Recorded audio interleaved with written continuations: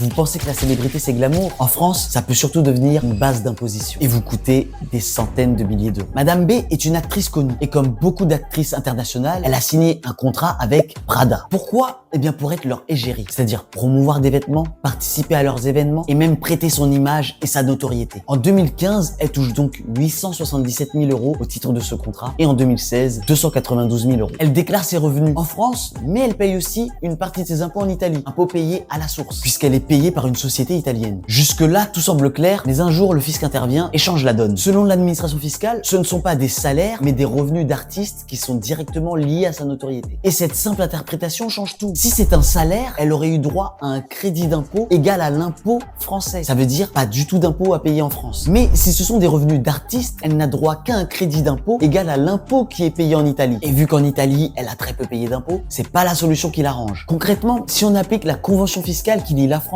et l'Italie pour éviter les doubles impositions, le fisc qualifie le revenu de Madame B comme étant lié à sa notoriété. Donc ce n'est pas un salaire mais un revenu d'artiste ou de sportif qui dépend de l'article 17 de cette convention. Et cet article, il va permettre aux deux pays de taxer le même revenu. En Italie, l'impôt qu'elle paye à la source et en France, elle restera imposable sur la totalité du revenu, mais elle aura droit de déduire l'impôt qu'elle a payé en Italie. Résultat, elle est donc bien imposée deux fois alors qu'avec un contrat de travail classique, elle aurait eu droit à un crédit d'impôt égal à l'impôt français. Mais pour une star, la notoriété, ça ne protège pas toujours. Qui veut la peau du contribuable? Abonnez-vous, le prochain épisode pourrait bien vous concerner.